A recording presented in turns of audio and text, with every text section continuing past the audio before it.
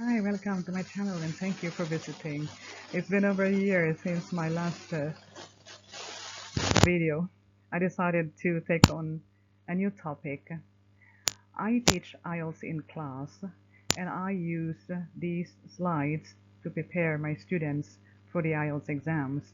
I decided I put it on my channel in order to that other candidates may find helpful. The topic we're going to discuss today is The White Horse of Uffington. It's from Cambridge IELTS Book 16.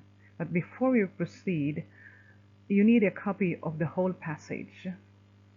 IELTS reading is not difficult, as long as you know where to look and what to look for. In this video, I'm going to show you where the answers come from. The answers are all in the text, of course. The white horse is an example of a geoglyph. So what is a geoglyph? Here is an example of a geoglyph. You might have seen it somewhere. Here's another one. That's a geoglyph.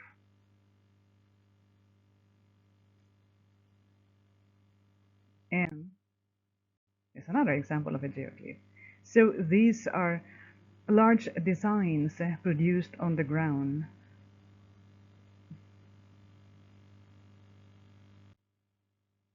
All right, the white horse of Uffington. Here is the white horse of Uffington. Interesting.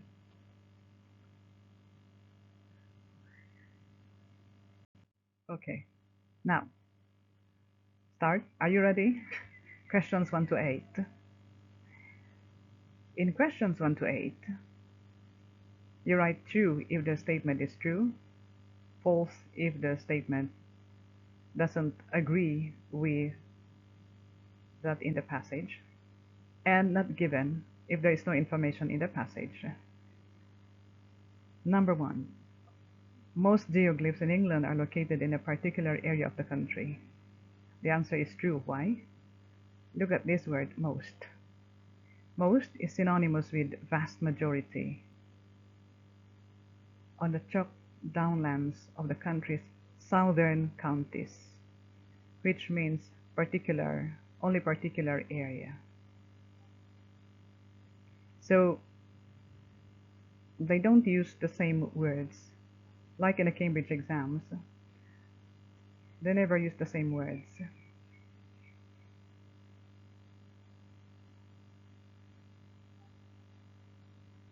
Okay. Question number 2.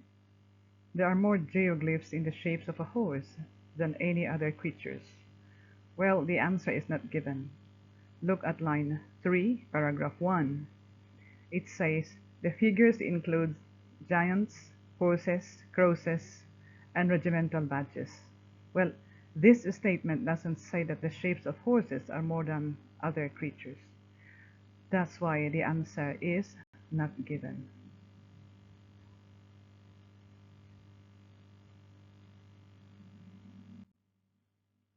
Number 3. A recent dating of the Uffington White Horse indicates that people were mistaken about its age. The answer is true. Why? Look at line 2, paragraph 2. The White Horse has recently been redated and shown to be even older than its previously assigned ancient pre-Roman age, Iron Age date. So that means after it was redated, it was found out that it was older than what people previously thought. And that's why the answer is true. People were mistaken about its age.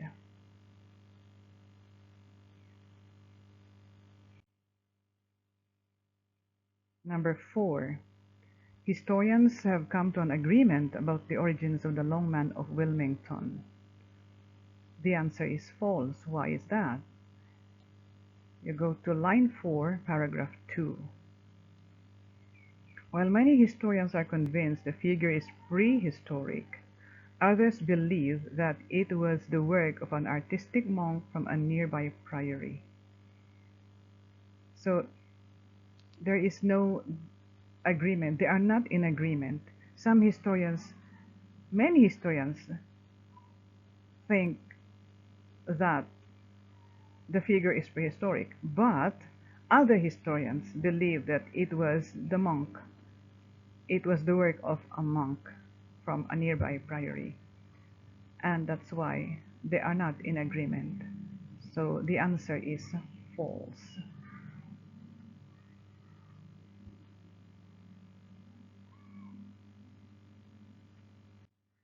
Number 5. Geoglyphs were created by people placing white chalk on the hillside. The answer is false. Why? Because in line 1, paragraph 3, it says, the method of cutting this huge figure was simply to remove the overlying grass. To remove the overlying grass. It's not about placing white chalk on the hillside. And when they remove the overlying grass, the white chalk is revealed. It shows, the white chalk shows. The answer is false.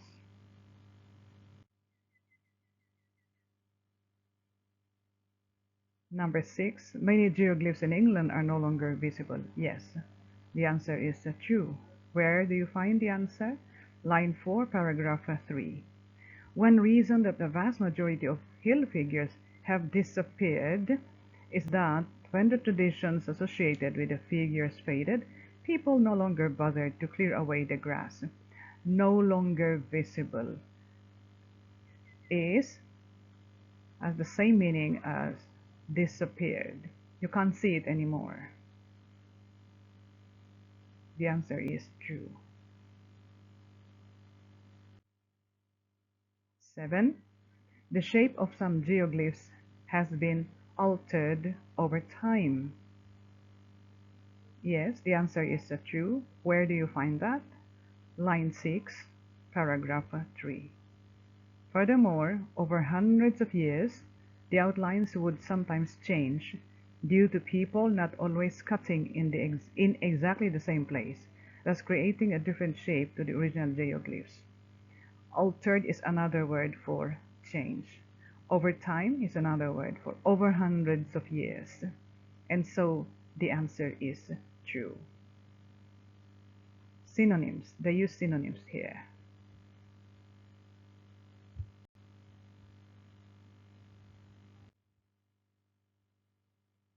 Number 8. The fame of the Uffington White Horse is due to its size. Well, the answer is not given. Look at line 1, paragraph 4. The Uffington White Horse is a unique, stylized representation of a horse consisting of a long, sleek back, disjointed legs, a streaming tail, and a bird-like beaked head. There's no information about its fame and size. We don't know about that. It doesn't say. And that's why the answer is not given. In questions 9 to 13, you fill in the gaps. Number 9, near an ancient road known as Ridgeway. Where do you find the answer? Line 4, paragraph 4. And below the ridgeway, a long-distance Neolithic track. Ancient refers to Neolithic, and road, synonym of track. And ridgeway is ridgeway here. You find ridgeway here.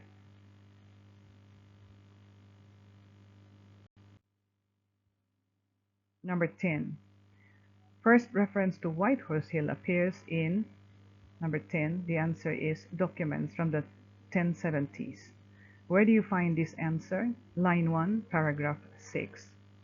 Earliest evidence of a horse at Uffington is from the 1070s, when White Horse Hill is mentioned in documents from the nearby Abbey of Abingdon. First,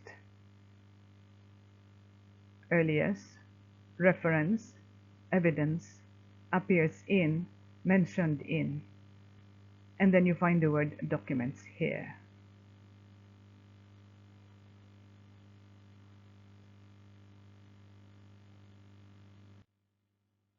Number 11. According to analysis of the surrounding soil, the horse is late Bronze Age or early Iron Age. Where do you find that? Line 1, paragraph 7. Testing was carried out by the Oxford Archaeological Unit on soil from 2 of the lower layers of the horse's body. The result was a date for the horse's construction somewhere between 1400 and 600 BCE. In other words, it had a late Bronze Age or early Iron Age origin. So, where are the synonyms? Analysis, synonymous with testing. And of course, Bronze Age, early Iron Age, it's here. It had a late Bronze Age or early Iron Age. And then you find the word soil here. So that's the answer in number 11.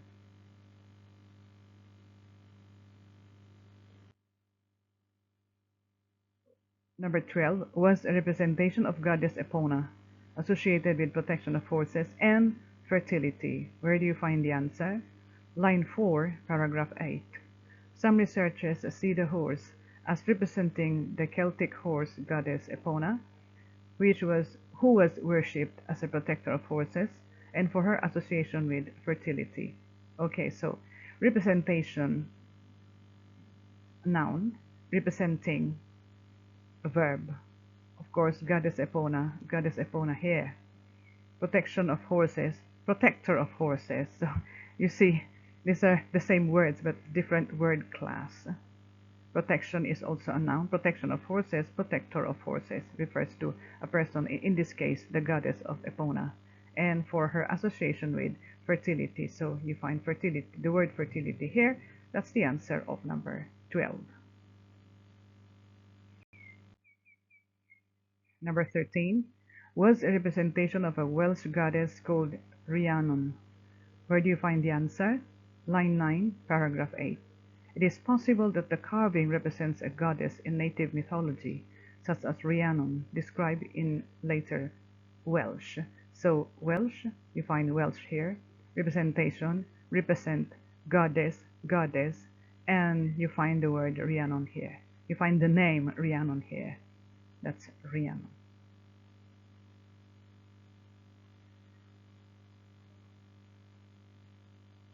Okay, I think that's the end. Are there any questions? How did you find this video? Did I go very fast?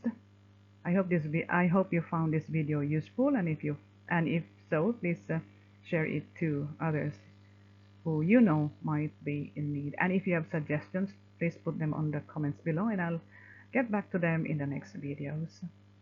Thank you. See you in the next video. Bye.